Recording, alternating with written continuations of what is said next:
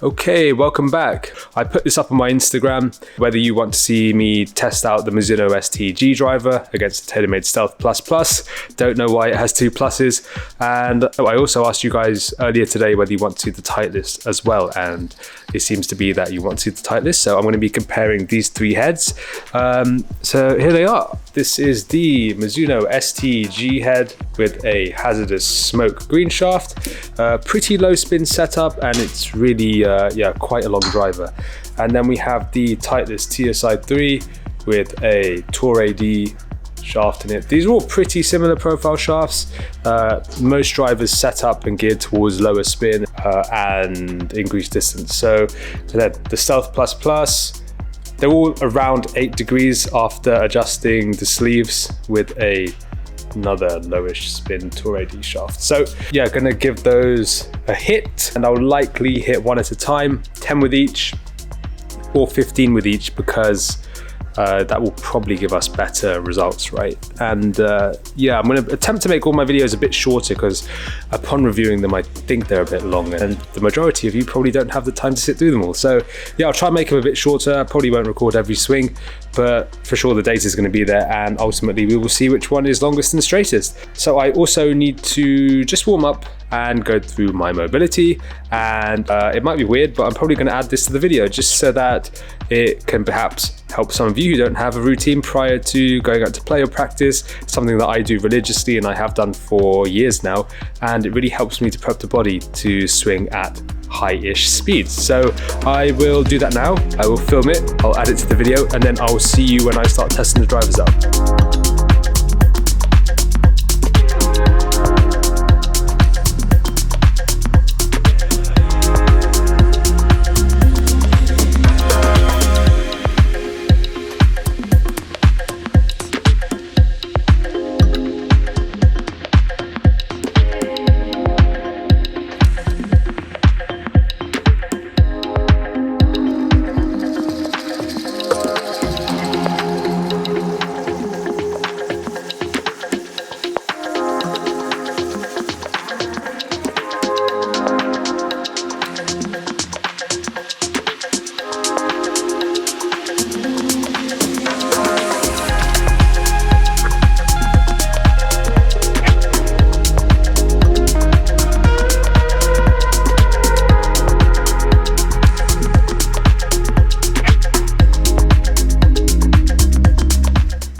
Okay, so mobility done, warm up done, and yeah, it makes a huge difference going through some kind of routine before you either play or practice. The body just is better primed to hit balls, and you'll probably swing faster. It won't feel as demanding on the body. You probably will recover better, and you'll be less likely to injure yourself. So definitely try start moving around before you do hit balls. It will make a real difference actually. So I need to make this video shorter, and I'll stop talking and I'll get into the testing. I'll probably mic myself up this time just to give you like feedback on how the clubs feel, and then obviously the numbers and feedback, and then I'll go over the numbers at the end. Again, I don't want to make this too long, but I also want to give you all of the numbers that are required to actually come to a conclusion in this video. So yeah, I'll stop talking and I'll start with the Titleist, then I'll hit the Taylormade, then I'll hit the Mizuno. And again, I'll try hit 15 with each, so 45 drives in total. I'll probably be quite out of breath, but yeah, let's get into it. Yeah, so club path a bit better there. 310 carry, 177.9. For me, that's quick. Oh no! Oh, that's gonna count as a Mizuno drive because I didn't change it. I'll delete it and I'll try do it again. Okay, I actually have to try replicate that just so that this is a fair test. So good luck. Come on. 178.3, 312. It was actually better than that was actually better than the shot before. So okay, it wasn't actually that bad after all. Okay, round 3 with the Stealth. Very solid, nice fade, 308 carry, like that. Yeah, feels good. Mizuno.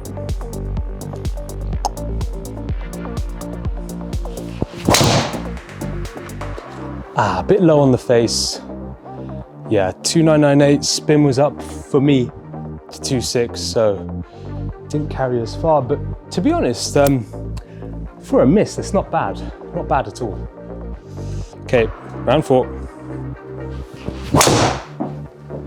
Oh, it just feels so good. It feels so quick off the face, actually. 303, 120, it's just the spin's a bit high for me. You know, I prefer to see the spin a bit lower. It's a nice, it feels good, it feels soft. It feels soft. All right, the Stealth Dog, round 4. Yeah, it seems like the shot with this, I played with this on the course actually, and it's just a little fade when I hit it nice, so. Yeah, that felt like a really nice on-course swing. Left didn't really come back, but okay. Okay, so it's not really fading back. Interesting. Spin was good, 2.5. Okay, so that was a bit left.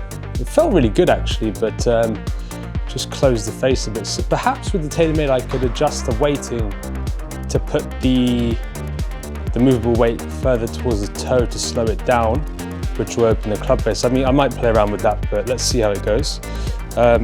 Mizuno time. Let's give this a rip. This sets up, this looks beautiful by the way. The Mizuno woods this year are really good. Okay, that didn't feel great, if I'm honest. Oh.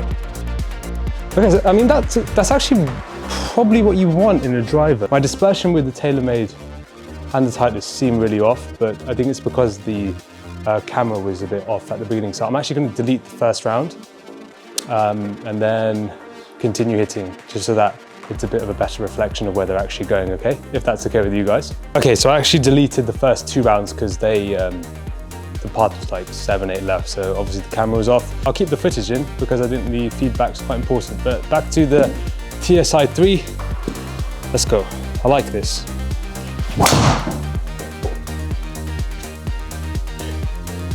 Yeah, it's good there. This feels good. It's really soft. Okay, Stealth Dog. I like the look of this the most, if I'm honest. The red looks beautiful. Yeah, that was nice. 302. To be honest, that's kind of what I want to hit like in tournaments. Just a nice fade, carries a decent way, fairway finder. All right, back to the STG, going for just a small fade again. This sets up a bit more open actually, which is nice. Ugh, terrible. Terrible, terrible, but again, it was like just another mishit that didn't really do too much wrong, which again is probably what you're looking for in a driver. So yeah, surprisingly stable. Okay, back to the Titleist. I'm gonna start pretending that I'm on the golf course here. So I'm gonna have to start this left, a little fade. Can't, let's say I've got water right, okay, so I can't miss this right. Well, that's not right, that's for sure. So that would have just gone down the left half. I like that. That's not bad. Okay, back to the Stealth Dog. Same thing, water right. I'm imagining one hole in particular at Gloria, and it's got to go with the fade here. Yeah, nice. It's right of the center line, but I mean the little fade, that's exactly what I want. So yeah, I like that. This feels very soft as well. Okay, so seeing as the last 2 Mizunos have actually been mishits, I really do feel like I need to hit this one well because it's not really a fair test otherwise. Come on. Same thing, water right. Nice little fade. That was good. Little fade, 307 in the air. Oh, these drivers are very similar. They're all good. I actually haven't got a bad thing to say about any of them. And we can compare numbers at the end.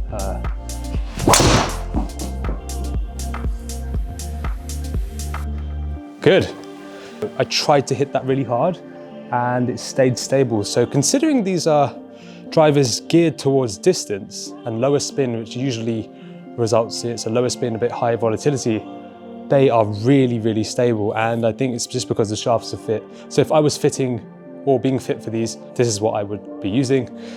So shaft fitting can, yeah, I mean, being fit for the right driver is really important, and these are all just so impressive.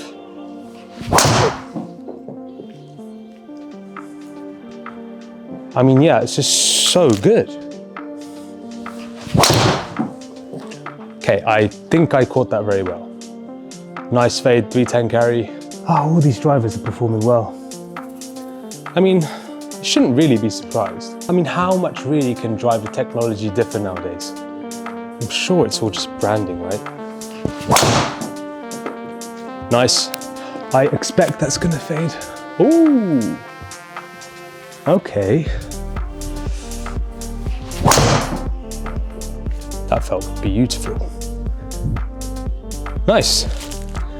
Tell you what, I like this. I don't think that's left. Nice.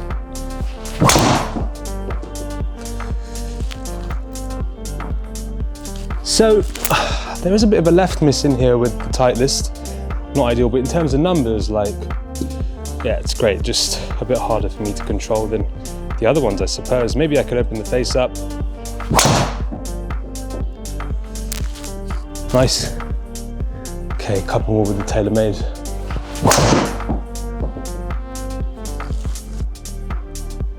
Yeah. I feel like I could just hit this in the fairway all day. It's gonna be left. Struck it well.